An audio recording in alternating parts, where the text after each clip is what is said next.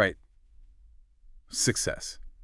It's something we all want, right? Absolutely. But how do we get there? That's the question, isn't it? Yeah, the $1,000,000 And that's what this whole deep dive is all about. Diving deep. I like it. We're going to be looking at goal setting for success. Specifically, we're going to be looking at some of the stuff that you sent over, like on SMART goals, Right. and breaking down those really big, daunting goals Yeah. into smaller steps.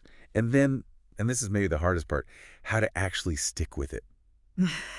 Stick with the plan. That's usually where people fall off, They have the best intentions. Exactly. So hopefully by the end of this, we can turn those like someday dreams into like, I did it realities. Love that. I think a good place to start is to acknowledge that a lot of the traditional advice out there about goal setting, it's kind of missing something. Missing something, huh? What do you mean? Well, they focus so much on the goal itself, Okay, yeah. but they don't really talk about the system you need to build around that goal to actually achieve it. The system, okay. So like, what would that look like? Think about training for a marathon. Okay. You wouldn't just wake up one day and decide to run 26 miles. No, definitely not. You'd start small, build up your endurance over time. Right, gradually. Right. It's the same with any goal. And one of the books, Atomic Habits, talks about this idea that, if you're only focused on the end goal, you're actually setting yourself up to put off happiness. You're kind of saying, I'll only be happy when I reach that goal. Yeah, it's like an either situation, right? Yes. Either I achieve the goal and I'm happy, Right. or I don't, and then I'm not. Yeah, exactly. And I've totally fallen into that trap before. I get so focused on the outcome that I forget to, enjoy the journey, Yeah. the process. That's so important. And so Atomic Habits is really pushing for this idea of shifting your focus from the destination to the system to the process. Okay, I like that. So how do we do that? How do we build that system? Well, a great place to start is with SMART goals. SMART goals. I feel like I've heard that acronym a million times. Yeah, it's everywhere. But to be honest, I kind of roll my eyes at it sometimes. It seems so simple, like duh, Yeah. but I'm guessing there's more to it. Yeah, there's definitely more to it than meets the eye. Okay, break it down for me. All right. So SMART stands for specific, measurable, achievable, relevant, and time-bound. Okay, specific, measurable, Yeah. achievable, Yeah. relevant, time-bound. And each of those elements is really important for creating goals that you can actually wrap your head around and work towards. Okay, I get it. Yeah. But give me an example. How does this actually work in practice? Let's take measurable, for example. Okay, measurable. It's not just about tracking your progress. It's about understanding how our brains work. Oh, okay. Tell me more about that. Hardwiring Happiness talks about how our brains are wired to crave these little hits of satisfaction that come from seeing ourselves move forward. Interesting. So we get a little dopamine rush every time we check something off our list. Yeah. So it's almost like we can kind of trick our brains into staying motivated. In a way, yeah. And those little wins actually reinforce the neural pathways associated with the desired behavior. It's like you're building a mental muscle. Okay, so it's not just about willpower. It's about working with our brains, not against them. Exactly. And how does all of this fit into the SMART framework? You mentioned measurable goals, but what about the other parts of the acronym? Well, let's look at Ruth, for example, from Master Your Mindset. Okay, Ruth.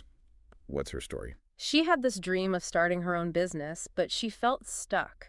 She didn't know where to start. I think a lot of people can relate to that, right? Oh, yeah, for sure. But by using the SMART framework, she was able to take that big, vague ambition and break it down into a series of actionable steps. I like that. So each step was measurable and contributed to that bigger vision. Right. And by making those steps specific, achievable, relevant, and time-bound, she was able to create a roadmap for success. That's really cool.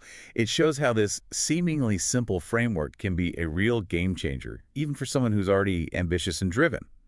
But I have a question. What about when even a SMART goal just feels too big? Too big, huh? Yeah, overwhelming. Where do you even start? That's where the power of small steps comes in. Small steps, okay. Yeah, and Atomic Habits is a great resource for this. It talks about this concept called habit stacking. Habit stacking, that sounds interesting. It's basically about attaching a new habit to an existing one. So if I want to start meditating every morning, I could link it to something I already do, like brushing my teeth. Exactly. You're making it easier to stick with the new habit because it's already built into your routine. Oh, I see. And this ties into something that David Goggins talks about in Can't Hurt Me. He took on these incredible challenges, right? Running 100 miles, doing thousands of pull-ups. It's like superhuman stuff. Mhm. But he achieved them by breaking them down into manageable chunks. Exactly. And it's not just about physical challenges, it works for any goal. So it's not about some superhuman ability. It's about the strategy, the system you create. Right. And it's about consistency. Atomic Habits emphasizes that habit formation isn't about a magic number of days. It's about the frequency, the repetition. Small actions repeated over time, that's where the real transformation happens. Okay, this is all making a lot of sense. But even with smart goals and like a plan of action, I still struggle with follow-through sometimes. Motivation fades, life gets in the way. How do we bridge that gap between intention and action? That's a great question. And that's where deadlines and accountability systems come in. It's about creating these external structures that support our internal desires. Okay, so this is where like the rubber meets the road. Yeah, I guess you could say that. All right, tell me more about these accountability systems. What do they actually look like in practice? Well, think about it. We're way more likely to meet a deadline if we know someone is expecting us to deliver, right? Oh yeah, for sure. Like if I tell my friend I'm going to finish this project by Friday, I'm way more likely to actually do it than if I just tell myself. Exactly. It's like having a workout buddy or joining a study group. That sense of shared commitment can make all the difference. So it's about leveraging that external pressure to like reinforce our internal motivation. Precisely. And there's a great example of this in Master Your Mindset. Okay, I'm listening. It's the story of Michael Pellersick and Anne. And okay.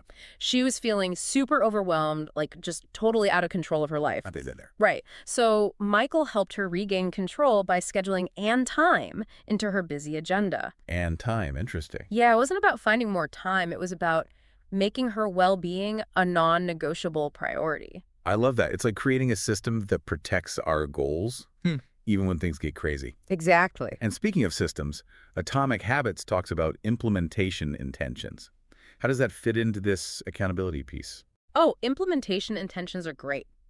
It takes it a step further. It's not just about setting a deadline. It's about planning exactly when and where you'll take action. So instead of saying, like, I'll work on my website this week, I would say something like, I'll work on my website for an hour on Tuesday at 7 p.m. at my desk. Exactly. It removes the decision fatigue, so you're less likely to procrastinate. You've already made the decision, so all you have to do is show up. Well, that's smart. It's like pre-committing to your future self. Right. And this actually brings us to another crucial element of success. The mindset. The mindset. Okay. I'm intrigued. Because our beliefs about ourselves can either help us or hinder us when it comes to achieving our goals. Oh, 100%. Yeah, and Carol Dweck really dives into this in Mindset. Mindset. Okay. She talks about the difference between a fixed mindset and a growth mindset. Okay, remind me. What's the difference? So a fixed mindset is the belief that our abilities are innate, like we're either born with them or we're not. A growth mindset is the belief that we can develop our abilities through effort and learning. Got it. So it's about whether you believe you can change and grow or not. Exactly. Yeah. And it turns out our mindset plays a huge role in how we approach challenges and setbacks. So someone with a fixed mindset might give up easily when they hit a roadblock, thinking, I'm just not good at this. Right. While someone with a growth mindset might see it as an opportunity to learn and get better. Exactly. And research actually shows that people with growth mindsets are more resilient, they embrace challenges, and ultimately they're more successful in achieving their goals. I can see how that would make sense. Yeah. You're not so afraid of failing, so you're more willing to take risks. Exactly. And when you do experience setbacks, you don't see them as like a personal reflection of your worth. You see them as opportunities for growth. This is powerful stuff. Yeah. It highlights how our inner beliefs can become self-fulfilling prophecies, right? Totally. If you believe you can grow, you're way more likely to put in the effort and see those results. Okay, so how do we cultivate that growth mindset? Well, it's a skill that can be developed. And Rick Hansen offers some great techniques in hardwiring happiness. Like what? Well, one thing he talks about is focusing on positive experiences and savoring those small wins. It's about training our brains to be more receptive to growth and possibility. So instead of dwelling on the negative, we're intentionally focusing on the positive, and that helps to shift our mindset. Exactly. And remember Jack Welch, who we talked about earlier? Jack Welch, yeah, he was the CEO of GE, right? Yeah, and in Master Your Mindset, they talk about how his growth mindset impacted the whole company. Oh, interesting. How so? Well, he really believed in people's ability to learn and grow. Okay. So he fostered this culture of innovation and continuous improvement at GE, which ultimately led to massive success. It's amazing to see how a mindset can be transformative, not just for individuals, but for like entire organizations. It really is. Yeah. And it's not just about achieving external success, it's about creating a more fulfilling and meaningful life. That makes sense. Yeah. But I have a question. What about those times when, even with a growth mindset, we still have those nagging doubts? How do we deal with that inner critic? Ah, the inner critic. We all have one. And that's where we need to develop strategies for managing those thoughts and emotions. Managing our thoughts and emotions. Okay. It's about taming those inner beasts, as Russ Harris puts it in The Happiness Trap. Taming inner beasts, I like that. So how do we actually do that? How do we quiet those voices of self-doubt? One key principle is to acknowledge and accept those difficult thoughts and feelings. Wait, really? I would think we'd want to, like, push those negative thoughts away. It seems counterintuitive, but research has shown that trying to suppress our emotions often backfires. Oh, that's interesting. So it's like the more we try to ignore something, the louder it gets. Exactly. The happiness trap explains that when we resist those thoughts and feelings, we actually give them more power. It's like struggling against a current. You just get swept away.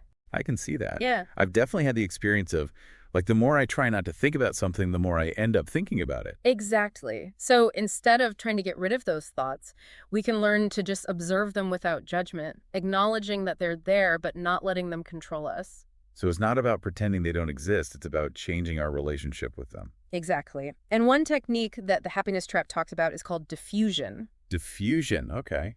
I've never heard of that. What is it? It's about creating some distance between yourself and your thoughts. Distance. Okay. So you might imagine your thoughts as leaves floating down a stream or words on a screen. Interesting. So it's about seeing them as just thoughts, not as facts or truths that we have to believe. Exactly. And another technique that can be helpful is called labeling. Labeling. Okay. Instead of getting caught up in the content of your thought, you simply label it as thought or feeling. So if I'm feeling anxious about a presentation, I might say to myself, I'm noticing a thought that this presentation is going to be a disaster. And I'm also noticing a feeling of anxiety in my chest. Perfect. By labeling those thoughts and feelings, you create this sense of separation. It's like you're taking away some of their power. This is like saying, hey, I see you there, anxiety, but I'm not going to let you run the show. Exactly. I love that. It's so empowering. It reminds us that we have a choice in how we respond to those thoughts and feelings. And remember, these techniques take practice. It's like learning any new skill. It might feel a little awkward at first, but with repetition, it becomes more natural. This gives us hope that we can learn to manage those inner obstacles and create space for more of the positive emotions and actions that lead to success, right? Exactly. And speaking of positive emotions, there's actually a fascinating connection between happiness and success that we haven't even touched on yet. Okay, you had me at happiness. I'm all ears. All right. So, in The How of Happiness, Sonja Lyubomirsky highlights research that shows happier people actually tend to be more successful in many areas of their lives. Really? So it's not just that success makes us happy, it's that happiness can actually contribute to our success. Exactly. And while our genetics and life circumstances play a role in our happiness, a big chunk of it, about 40%, is actually within our control. Wow, 40%, that's a lot. So even if we're not feeling particularly happy at the moment, there are things we can do to, like, boost our happiness and increase our chances of success. Absolutely. And one of the most powerful happiness-boosting strategies is practicing gratitude. Gratitude. Okay, I've heard a lot about gratitude lately. It's everywhere. Yeah, it's trendy. But tell me, like, how does it actually work? Why is it so effective? Well, when we focus on the things we're grateful for, it shifts our attention away from those negative thoughts. Okay, so it's about focusing on what we have, not what we lack. Exactly. And research shows that people who practice gratitude experience all sorts of benefits, like increased happiness, better relationships, improved sleep, even a stronger immune system. Wow, that's amazing. So it's like this simple yet powerful practice that can have a ripple effect across all areas of our lives. It really can. And the How of Happiness suggests lots of different ways to practice gratitude, like keeping a gratitude journal, writing a gratitude letter to someone who's impacted your life, or just taking a few moments each day to reflect on what you're thankful for. It sounds like there are so many ways to weave gratitude into our daily lives. It doesn't have to be some big, complicated thing. Even small moments of appreciation can make a difference. Absolutely. And when we cultivate that habit of gratitude, it becomes a powerful antidote to those negative thoughts and feelings that can sometimes hold us back. This has been so eye-opening. It's clear that our emotional well-being plays a huge role in our ability to achieve our goals and just live a more fulfilling life in general. I totally agree. It's all connected. It really is. And it all comes back to something we talked about earlier, the whole idea of building a system. Right, the system. Yeah. So how does that tie into this whole happiness thing? Well, think about it. When we set ourselves up for success, Hmm. when we create habits and routines that support our goals, when we cultivate a positive mindset, all of that contributes to our overall well-being. Okay, I see what you're saying. It's Yeah. like we're not just chasing success for the sake of success. We're creating a life that we actually enjoy living. Exactly. And when we're happier, we're more resilient, more creative, more productive. It's like all those things feed into each other. That makes sense. It's like this positive feedback loop. But I have a question. What about those times when, even when we're doing all the right things, life still throws us a curveball? Oh, yeah, that happens. How do we deal with setbacks and challenges, especially when they seem to come out of nowhere? That's where resilience comes in. Resilience. Okay, tell me more about that. It's the ability to bounce back from adversity, to keep going even when things get tough. I think we could all use a little more resilience these days, Right. And the good news is, resilience is a skill that can be developed. like a muscle. Exactly. And one of the best ways to build resilience is to embrace challenges as opportunities for growth. So instead of seeing a setback as a failure, we see it as a chance to learn and get stronger. Precisely. And this ties back to that growth mindset we talked about earlier. When we believe that we can learn and grow from our experiences, those challenges become less daunting. It's like instead of getting knocked down and staying down, we get back up, dust ourselves off, and say, okay, what can I learn from this? Exactly. Yeah. And sometimes those setbacks actually lead us to even greater success than we could have imagined. That's so encouraging. It's a Mhm. reminder that we don't have to have all the answers right away, and that the journey is just as important as the destination. It really is. And it's important to celebrate those small wins along the way. Oh yeah, those little victories could be huge for our motivation. Absolutely. And it's also about learning to be okay with imperfection. Imperfection. Yeah, because nobody is perfect. And if we're constantly striving for perfection, we're setting ourselves up for disappointment. Yeah, that makes sense. It's like we need to give ourselves permission to make mistakes, to be human. Exactly. And that's something Brene Brown talks about in The Gifts of Imperfection. It's about embracing our vulnerability, letting go of the need to be perfect, and showing up as our authentic selves. I love that. So how does this all tie back to goal setting? Well, when we're setting goals, it's important to remember that it's not about being perfect. It's about progress, not perfection. Okay, progress, not perfection. I like that. And it's also about being willing to adjust our goals along the way. Like life happens, things change. Yeah, sometimes those initial goals we set for ourselves no longer feel relevant or exciting. Right. And that's okay. It's important to be flexible and to be open to new possibilities. It's not about being rigid, it's about being adaptable, right? Exactly. And that ties into something we see in Think by Design, where Stacey Baran talks about using those colorful whiteboards. Oh, whiteboards, I love those. Right, like you map out your thoughts, you brainstorm ideas, and you make those abstract concepts more tangible. I'm a very visual person, so I find that super helpful. Sometimes I can get so lost in my head, and then the whiteboard helps to bring those ideas to life. Exactly. And it's about being willing to experiment, to try things out and see what works. So it's not about getting stuck in analysis paralysis, it's about taking action. Right. Like you don't have to have all the answers right away, you just have to start. To start. Okay. And what about when those experiments don't work out? Well, that's where we have to embrace those failures as learning opportunities. Easier said than done sometimes, right? True. But every experience, whether we label it a success or a failure, teaches us something.